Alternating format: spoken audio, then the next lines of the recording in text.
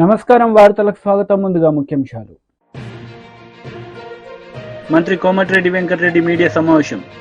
ఇరు పార్టీలపై ఫైర్. మాజీ మంత్రి హరీష్ రావు మీడియా సమావేశం. బీజేపీ కాంగ్రెస్ పార్టీలపై తీవ్ర విమర్శలు. మాజీ మంత్రి హరీష్ రావు మీడియా సమావేశం నిర్వహించారు. ఈ సందర్భంగా పలు అంశాలపై ఆయన మాట్లాడారు. 2 లక్షలను ఇచ్చినాడే బీజేపీ. 10 ఏళ్ల బీజేపీ పాలన నిరుద్యోగం పెరిగింది, పేదరికం పెరిగింది, ఆకలి పెరిగింది, వలసలు పెరిగినాయి, రూపాయి విలువ తగ్గింది, ధరలు పెరిగినాయి. పెట్రోల్ డీజిల్ 100 రూపాయలైంది, సిలిండర్ 1000 రూపాయలైంది. అదానీ అంబానీ మాత్రం ప్రపంచ కుబేర్లైంది. గరీబోడికి ఇంత గరీబోడైండు. అదానీ అంబానీ మాత్రం ప్రపంచ కుబేర్లైంది. ఇది మోడీ గారి పాలన, ఇది బీజేపీ పాలన. ఏమిచ్చింది బీజేపీ? మా గిరిజనులకు 1 పైసా పనిచేసిందా? మా దళితులకు రూపాయి పనిచేసిందా? మా బీసీలకు మంత్రిత్వ శాఖ పెట్టిండ్రా? విదేశాల్లో నల్లధనం తెచ్చిండ్రా? నిరుద్యోగ యువతకు ఉద్యోగాలు ఇచ్చిండ్రా? మాటలు తప్ప ఏం లేవు. కేసీఆర్ కట్టలేదా యాదాద్రి గుడి? మనం దేవుణ్ణి రాజకీయాల కోసం వాడినామా? దేవుణ్ణి దేవుడిలాగా చూసినాం. దేవుడు అందరి వాడు. కాంగ్రెస్ వాడు మొక్తాడు, బీఆర్ఎస్ వాడు మొక్తాడు, బీజేపీ వాడు మొక్తాడు. దేవుడికి పార్టీ ఉండదు.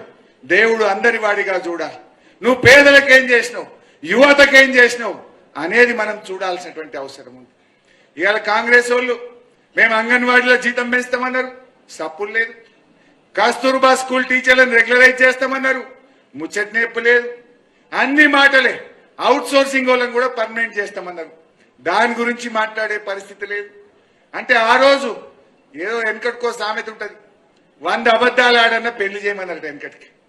కానీ కాంగ్రెస్ వాళ్ళది ఎట్లుందంటే 100 అబద్ధాలు చెప్పు, కుర్చీలో కూర్చో, గద్దెనెక్కు.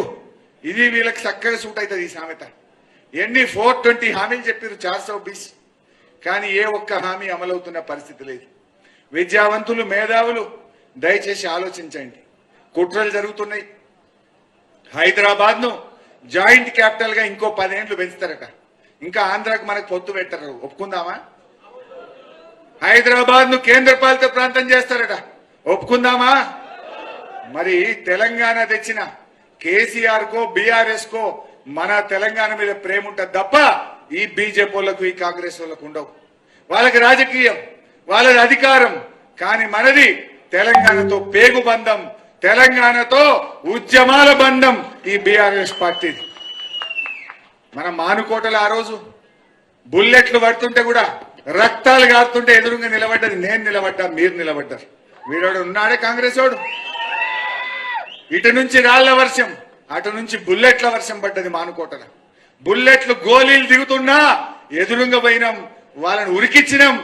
ఆంధ్ర పాలకులను మానుకోటకు రాకుండా చేసిన చరిత్ర బీఆర్ఎస్ పార్టీ. ఈ కాంగ్రెస్ వాడు, ఈ బీజేపీ వాడు వచ్చినాడు మానుకోటకు, పేగులు దిగదాకా కొట్లాడినాం. తెలంగాణ కోసం పోరాడి ఆ రోజు యుద్ధం చేసినాం. తెలంగాణ రాష్ట్రం తెచ్చినటువంటి పార్టీ. బీజేపీ లీడర్ మీడియా సమావేశం నిర్వహించారు. ఈ సందర్భంగా పలు అంశాలపై ఆయన మాట్లాడారు. సరిదిద్దుతారు చేయాల్సినటువంటి బాధ్యతాయుతమైనటువంటి పదవిలో ఉన్నటువంటి ఉత్తమ్ కుమార్ రెడ్డి గారు ఈరోజు దిగజారి పోలీస్ కంప్లైంట్లు పెట్టి ఇప్పుడే జగ్గారెడ్డి గారితో కూడా ఒక స్టేట్మెంట్ ఇప్పించారు. జగ్గారెడ్డి గారి స్టేట్మెంట్ నేను చూశాను. నన్ను ఉత్తమ్ కుమార్ రెడ్డి గారు ఫోన్ చేసి బతిమలాడి నాతో ఒక ప్రెస్ మీట్ పెట్టమంటే నేను ప్రెస్ మీట్ పెడుతున్నానని చెప్పారు. పాపం జగ్గారెడ్డి గారికి సివిల్ సప్లైస్ మ్యాటర్లో జరుగుతున్నటువంటి అంశం మీద వారికి ఏం అవగాహన ఉంది? మీరు మంత్రిగా నేను చేసినటువంటి ఆరోపణలు, నేను సంధించినటువంటి ప్రశ్నలకు సమాధానం మీరు చెప్పాలి. నేను ఒక ప్రజాప్రతినిధిగా, భారతీయ జనతా పార్టీ శాసనసభ పక్ష నేతగా ఆధారంతో సహా నేను చాలా అంశాలని, చాలా ప్రశ్నలని సంధించి దాంట్లో జరుగుతున్నటువంటి అవకతవకలు వెలికితీస్తే వాటిని సరిచేస్తామనో లేకుంటే వారి మీద చర్యలు తీసుకుంటామనో చెప్పాల్సినటువంటి మీరు భుజాలు తడుముకుంటూ మీరే అవినీతి చేసినట్టుగా ముఖం చాటేస్తూ మీరు చేసినటువంటి పోలీస్ కంప్లైంట్ల ద్వారానో లేక అధికారులతో స్టేట్మెంట్ ఇవ్వడం వల్లనో సమస్య పరిష్కారం కాదు అని నేను తెలియజేస్తా ఉన్నాను. మంత్రి గారు, మీరు ఏ రోజు వస్తే ఆ రోజు చర్చకు సిద్ధం. నేను దానికి ముందు ఒక 4-5 అంశాలు నేను మీ దృష్టికి తీసుకొస్తా ఉన్నా. మొన్న మీరు ఇచ్చినటువంటి టెండర్స్ డేటెడ్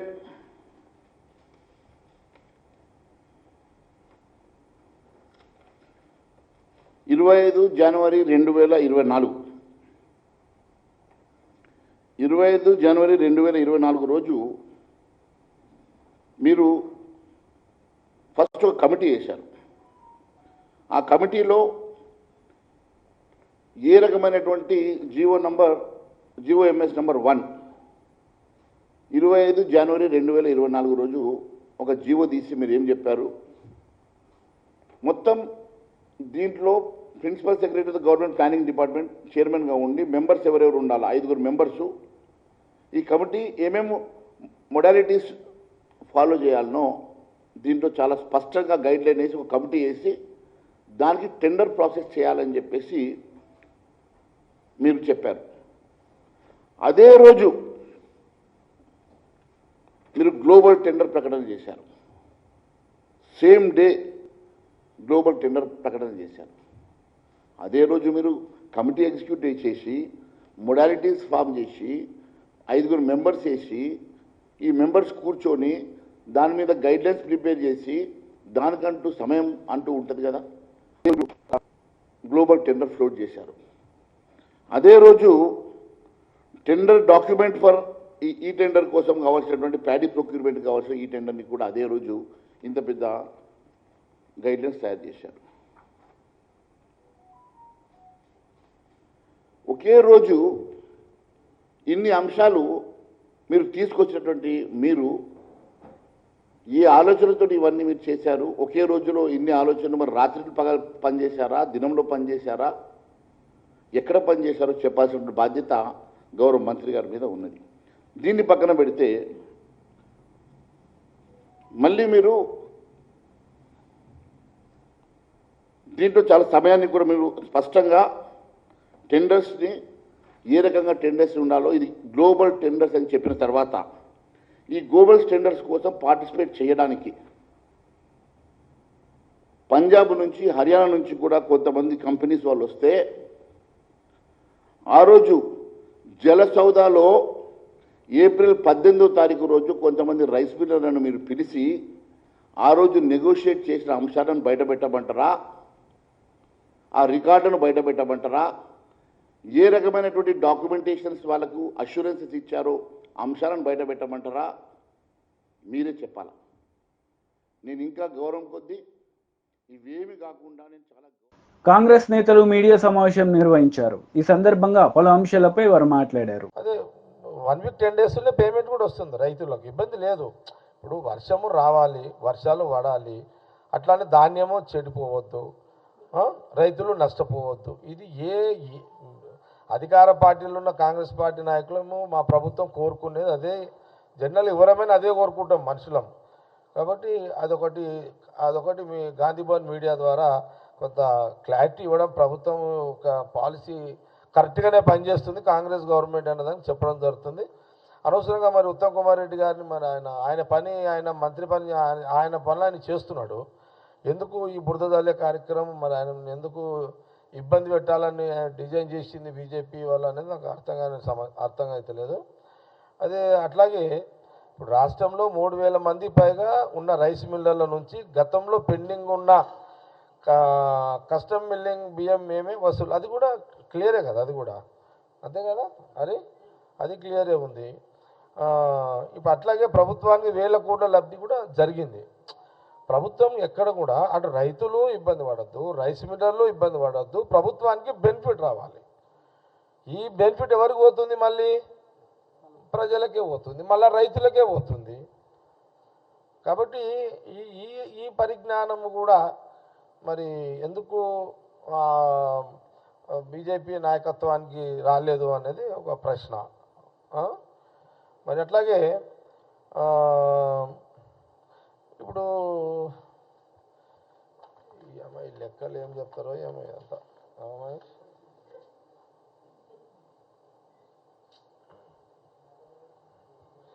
ఇప్పుడు పాపం ఇప్పుడు మరి ఎందుకు ఉత్తమ్ కుమార్ రెడ్డి గారిని మళ్ళీ బీజేపీ వాళ్ళు టార్గెట్ చేస్తుండో, Maheshwar Reddy CLP floor leader మరి ఎందుకు ఆయన టార్గెట్ చేస్తున్నాడో నాకు అర్థమవుతలేదు. మరి ఎందుకు కోపం వచ్చింది మహేశ్వర్ రెడ్డికి ఉత్తమ్ కుమార్ రెడ్డి మీద కూడా అర్థమవుతలేదు నాకు అది.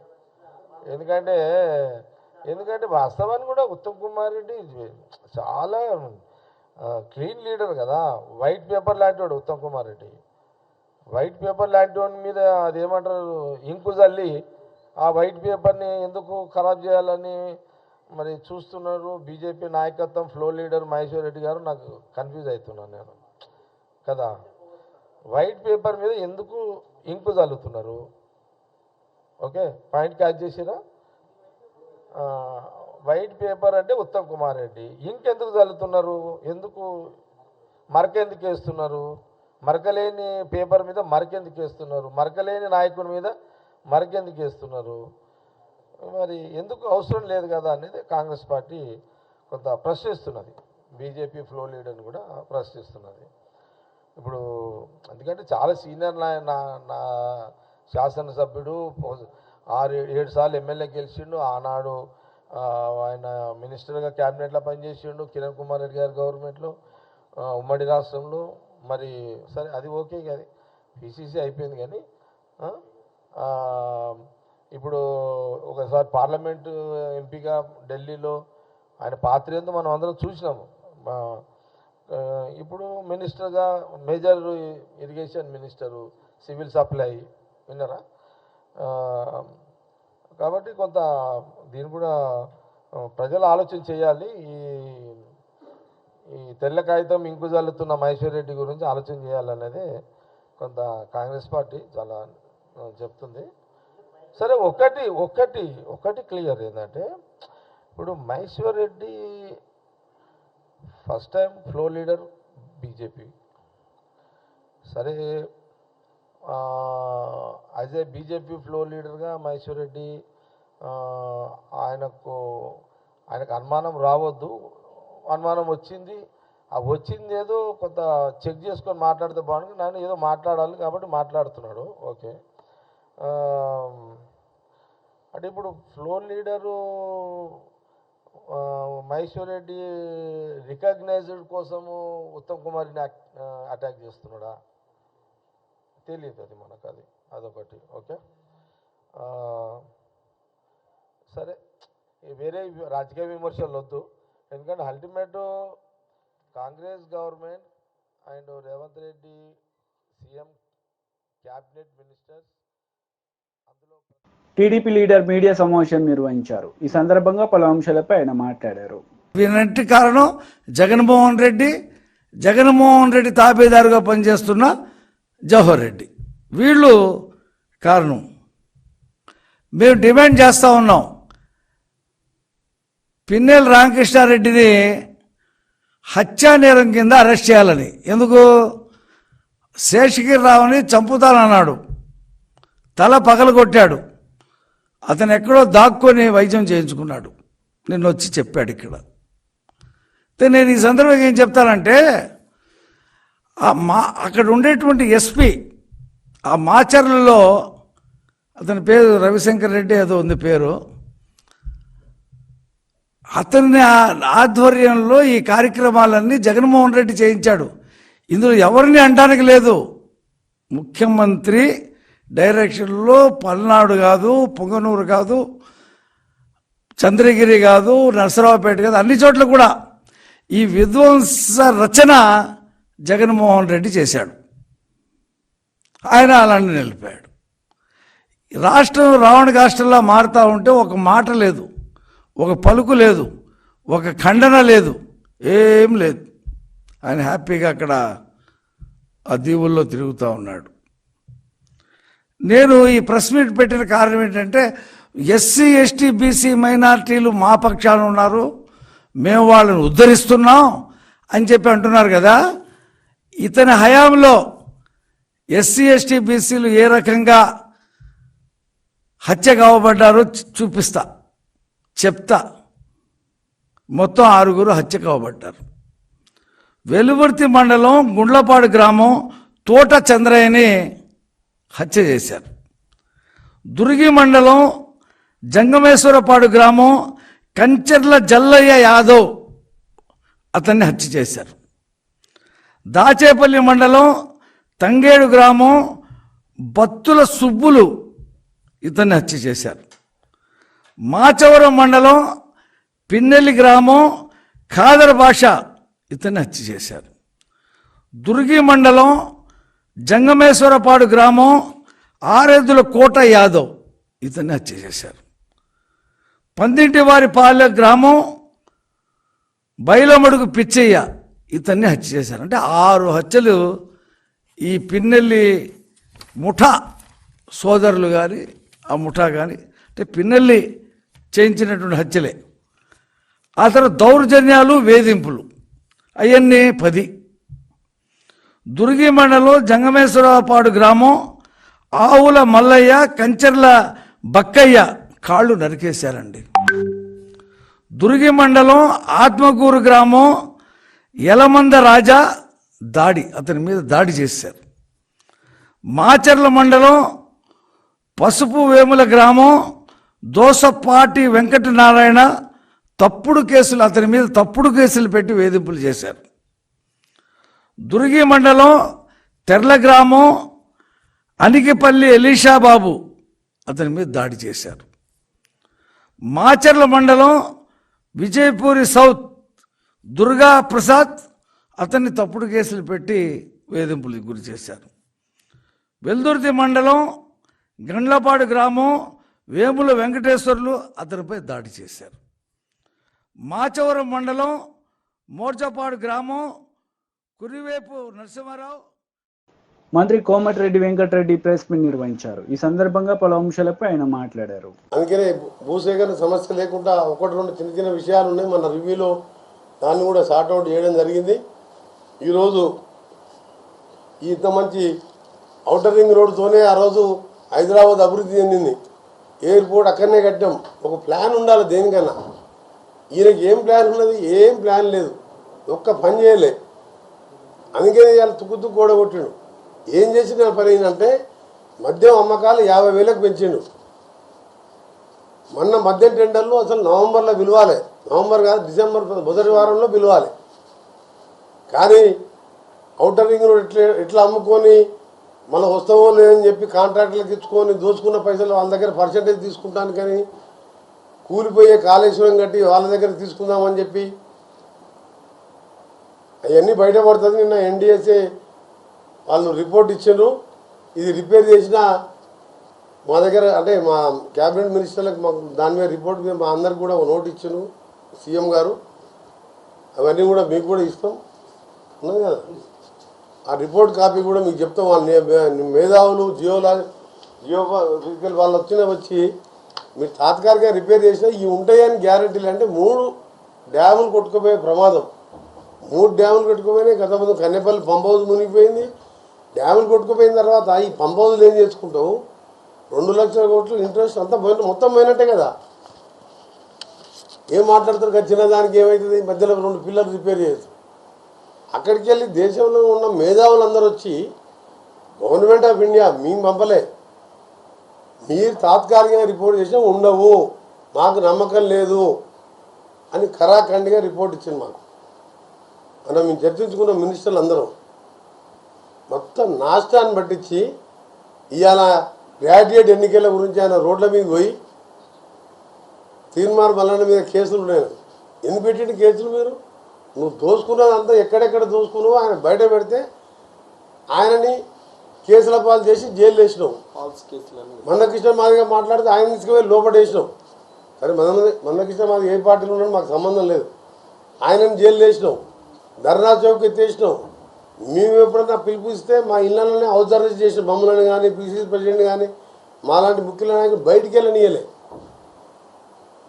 అరే నీకు చేతనైతే ధర్నా చౌక్ ఓపెన్ చేసినావు, పర్మిషన్లు ఇస్తున్నావు, ఏ ఇష్యూ టెట్ కంటే 2,00,000 రూపాయలు 2,000 రూపాయలు ఫీజు పెడుతున్నావు అని చెప్పి ఆయన బాధపడుతున్నారు. మన వైన్ షాప్కు 1,20,000 మంది యువకులు 4-5 రోజులు మనిషికి 50,000 ఇంట్రెస్ట్ తీసుకొచ్చి 1,20,000 అప్లికేషన్లు వస్తే 2,500 కోట్ల ఆదాయం వచ్చింది రాష్ట్రానికి. మీకు సిగ్గుండాలే. ఎవరైనా వైన్ షాపుల మీద అమాయకులని 2 లక్షలు నాన్ రిఫండబుల్, కనీసం రిఫండబుల్ అన్న పెట్టాలి. 2,500 కోట్లు వచ్చింది. అసలు ఆ టెండర్ పెట్టే అవసరమే లేదు. ఈ డబ్బుల కోసం అమాయకులు అంటే తెలంగాణ యువకులకు వెళ్ళి రక్తం తాగినట్టు 2,500 కోట్లు 2,500 కోట్లు ఇవాళ ఆ పిల్లలు ఏంటంటే ఏదో ఉద్యోగాలు లేవు, కేసీఆర్ ఉద్యోగాలు చేయడం, డ్రాల షాప్ వెళ్తే సరే ఎవరికన్నా పెట్టి నడిపించుకుందామా, లేకపోతే ఎవరికైనా లీజుకి ఇచ్చుకుందామా, ఏమో బతుకు తెరుగు కోసం. మరి ఏం చేయాలి? 10 ఏళ్ళు తెలంగాణ వచ్చినా వీడు ఆ మొత్తం ఆశలు నిరాశ చేసిండు. 100 ఏళ్ళు వెనకకి తీసుకుపోయాడు.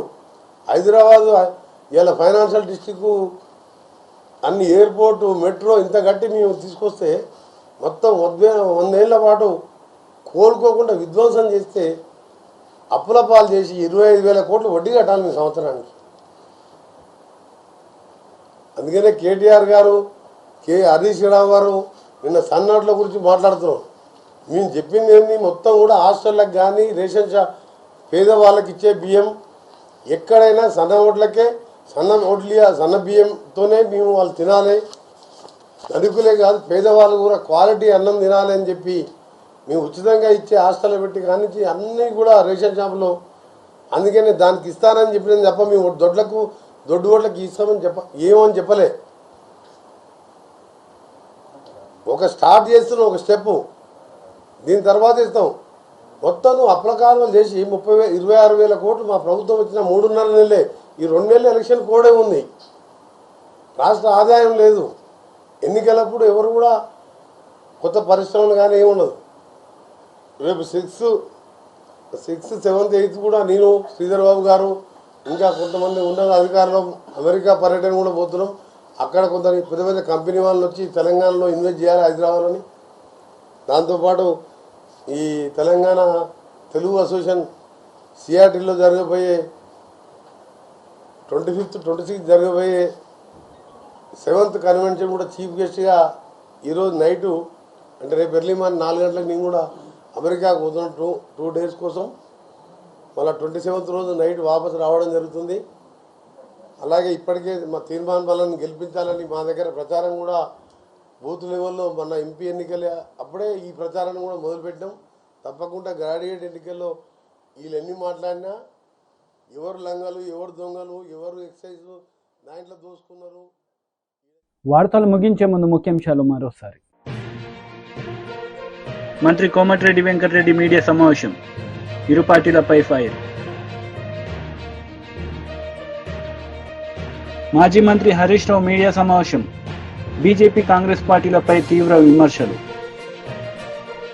ఈ వార్తలు ఇంతటితో సమాప్తం. తిరిగి ప్రసారమయ్యే వార్తల్లో మళ్ళీ కలుద్దాం. అంతవరకు సెలవు. నమస్తే.